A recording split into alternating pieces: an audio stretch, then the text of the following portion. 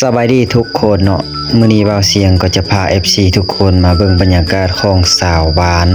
ที่อยู่ในเขตนอกหรือว่าเขตชนบทเมืองสำไต้แขวงหัวพานทุกคนเขาเจ้าก็มีภูมิปัญญาที่เขาเจ้ากำลังสร้างกงพัดนำหรือว่าเอิ้นกังหันนำเนาะที่เอานำจากวอนต่ำขึ้นเมื่อใส่นาเนาะเพราะว่าพื้นที่นาจะอยู่สูงกว่าพื้นที่นำเนาะหรือว่าสายน้ำจะอยู่ต่ำกว่าพื้นที่นา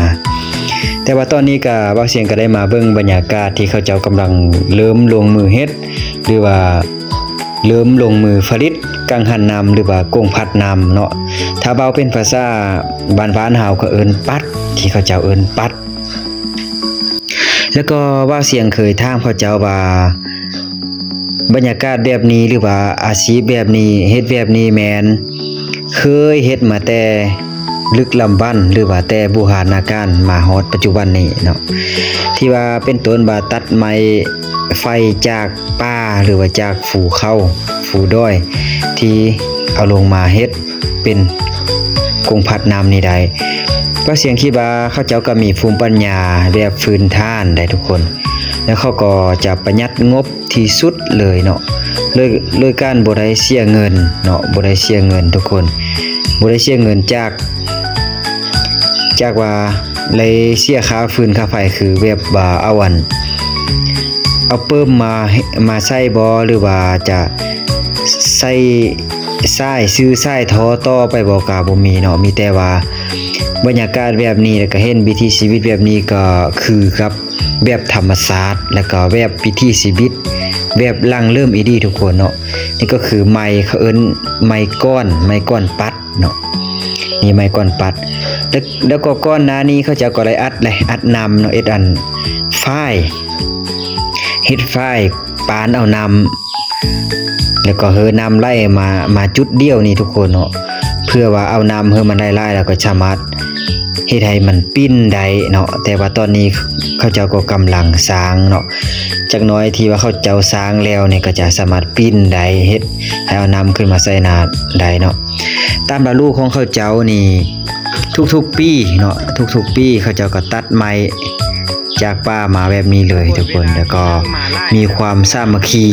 ซอยเหลือซึ่งกันและกันเนาะเมื่อเวลาเขาเจ้าเฮ็ดแล้วอยู่ที่นี้จะมีซ่องอันได้หรือว่าซ่องล่างเนาะนี่อยู่ทางถึงก็จะมีหางนี่ไม่หางเอาไว้ฮับนำเนาะฮับนำที่ว่าจะกงพัดจะปิ้นนำขึ้นโดยแบบว่าบ่ได้ใช้แรงงานอีกต่อไปล่ะครับเอานำไปใส่นาได้ตามสบายเลยทุกคนแล้วก็มาเบิ่งวิถีชีวิตของเขาเจ้ากำลังจะเฮ็ดเนาะมาชมนำกันเลยทุกคน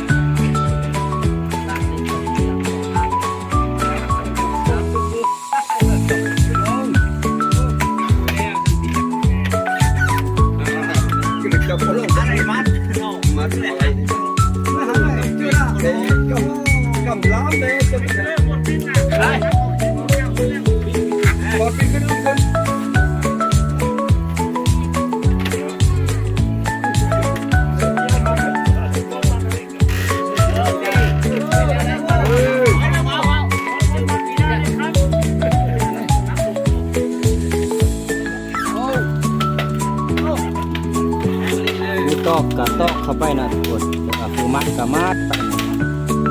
ถ้าบ่มีความสามัคคีก็เฮ็ดบ่ได้เนาะหรือว่าผู้หนึงคนเดียวนี่มาเฮ็ดนี่เฮ็ดบ่เป็นเนาะต้องใส่หลายคน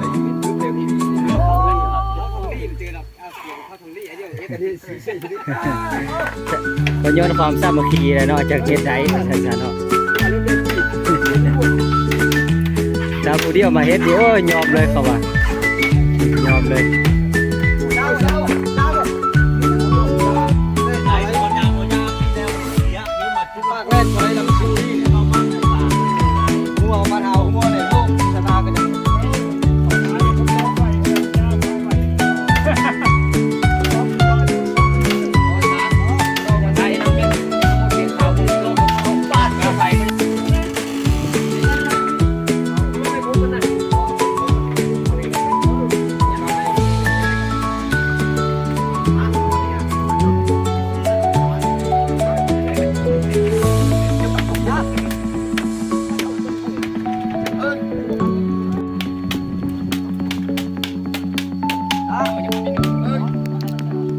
ไปเนาะก็จะมาประมาณ30 นาทีแล้วก็เยี่ยม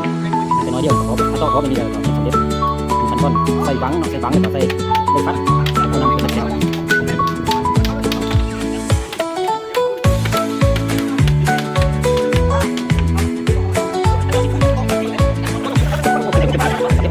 ทำตรงนี้ผมก็ทำตรงนี้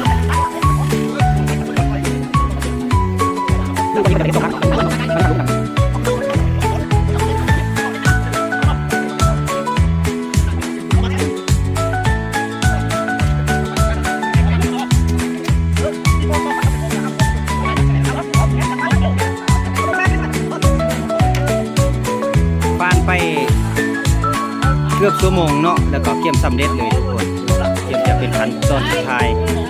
เนาะวิถีชีวิตของเขาเจ้านี่ก็คือวัน5 ทีวันยังรักษาแบบดังเริ่มได้ดีเลยเนาะเขาเจ้าก็มีผู้เฒ่าผู้แก่ได้ที่ว่ามาแนะนำสิมาแนะนำเบิ่งไปแนวนี้เฮ็ดแนวนี้เด้อก็เป็น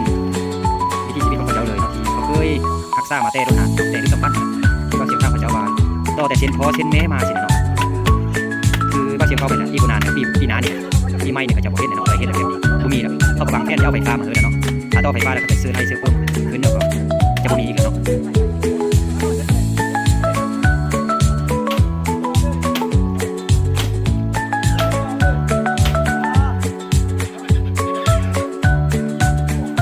ยังอีก20 นาทีก็สำเร็จแล้วเนาะ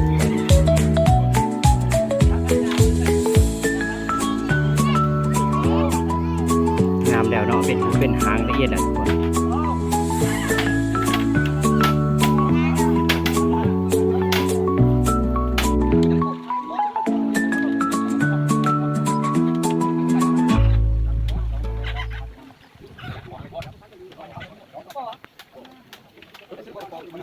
นี่ก็คือขั้นตอนสุดท้ายที่เขาเจ้า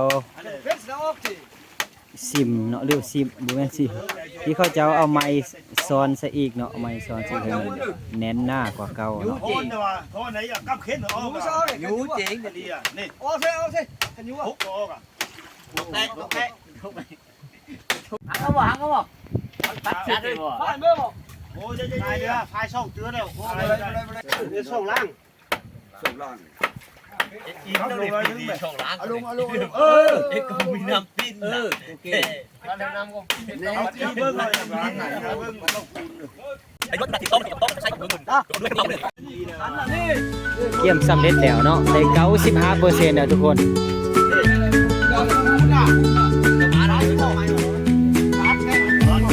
นี่ก็คือวิถีชีวิตของเขาเจ้านี่โอ้ก็มีความเชี่ยวชาญเรื่องการเฮ็ดแบบนี้เนาะก่อนจะได้นำขึ้นเสื้อนาเนาะได้นำขึ้นเสื้อนาก็จะเป็น5 วิธีนี่เดี๋ยวจึงจะได้นำขึ้นเสื้อนาเริ่มเลยใส่ใจว่าซั่นๆเนาะใส่ใจเงิน